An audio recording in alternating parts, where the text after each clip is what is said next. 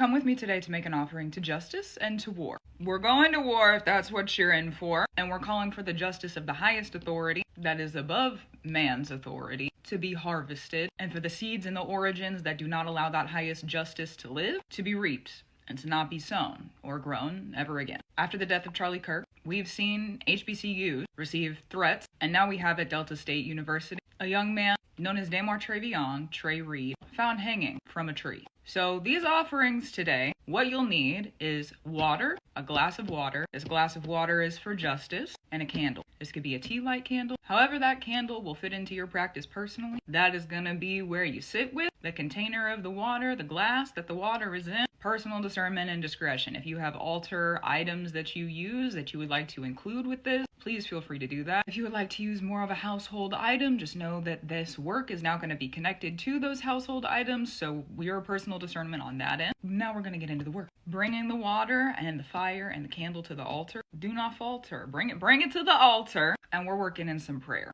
Gratitude, reverence, and love to you, the highest spirit. Gratitude, reverence, and love to you, the indigenous spirits of this land, where we sit, talk, walk, and stand, where I sit, talk, walk, and stand, and where the people who are doing this work offer their hand to the land. Gratitude, reverence, and love to you, the indigenous spirits that come through and that allow this work to be revered. Gratitude, reverence, and love to you. Gratitude, reverence, and love to the mothers and the fathers and the grandmothers and the grandfathers who are of the highest elevation, encompassing love, truth, free, honor, glory, elevation, gratitude, reverence, justice, magic, spirit, liberation, free, and love. So it is. Gratitude, reverence, and love to you, the water, the streams, the rivers, the rain, the hurricane. Gratitude, reverence, and love to you, the fire, the spark, and the blaze. Don't let it be a haze. With fire, there's a blaze, all right? Okay. The water is an offering to justice, so to be very specific, the water is an offering to justice, and the justice that is of the highest authority. If justice so chooses to receive this offering, because justice has a choice, so let it be spoken. If justice so chooses to receive this offering, may it be received encompassing the highest elevation, love, truth, free, honor, glory, elevation, gratitude, reverence, justice, magic, spirit, liberation, free, and love. So it is. This candle, this fire, this flame, this blaze are an offering to war. Know what you're in for. If you are not someone who usually makes offerings within a warrior stance, one of the things to revere about this process is that the spirits are more than likely going to bring to you some weaponry to learn about. What that will be for you on an individual level is going to depend on everything else that's going on in your life. So just to revere that will be different depending on yourself, your background, your origin, ancestrally, and the spirits that are with you in your practice. Beautiful, okay? So gratitude, reverence, and love to you, the fire, the candle, the blaze, the flame. Gratitude, reverence, and love to you, war in the highest elevation and encompassing love, truth, free, honor, glory, elevation, gratitude, reverence, justice, magic, spirit, liberation, free, and love. So may it be done easily. Restoration of justice in the highest authority. May war be of assistance to the restoration of justice in the highest authority. We also, with the war offering, should war choose to receive this. Same thing with the justice water for justice. Should war so choose to receive this. This candle and this fire and this flame, this blaze are for war.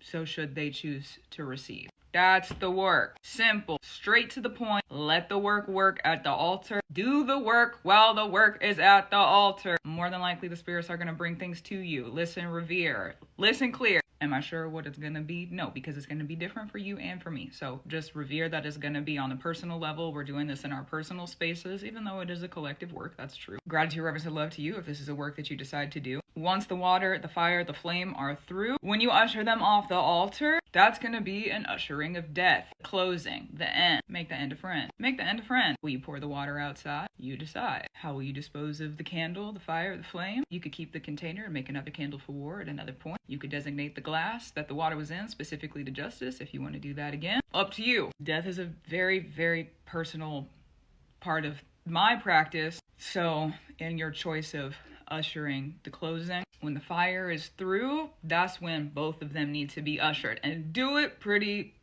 instantaneously. Inspired action, get up, go to the altar, make the offering, say your prayer, give the gratitude, and then right when they're done, usher them out. Gratitude, reverence, and love to you. And the reason we do that is because we want the work to be right here, right now. And when it's done, close it up right here, right now, when that is in a close and in an end. And gratitude, reverence, and love to you, life and death, the will and power. So let it be easy. I know on the internet I'm talking to a vast sort of experience level between practitioners. I do want to say, as a note, for people who look like this person here, right, if your ancestry is connected to America in the slightest, more than likely there's going to be things the spirits are bringing to you to understand on an ancestral level as well. So if you're someone who is not used to that or has just started within an ancestral space, just to revere, okay?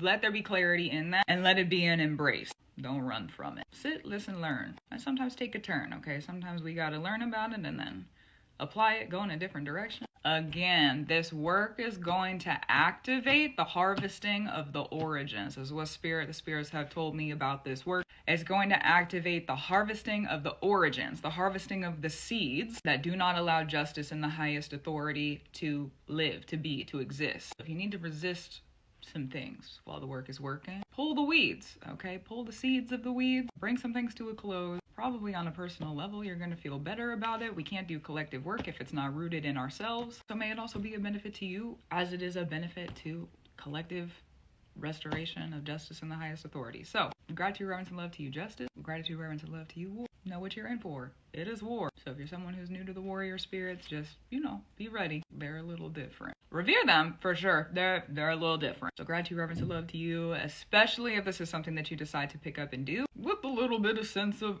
urgency. Okay. Keep up the brew you do. I will too. And thank you for your brew. I'm grateful for you. I'll be checking in on the Discord with this coven work. That's where after the rituals that I post online, if there's updates that need to happen or if there's like niche things that have come through or Spirit has told me about, I'll usually post it over in the Discord, the community coven space. So that link's on the website, but that is the work. I'll talk to you soon. Also true.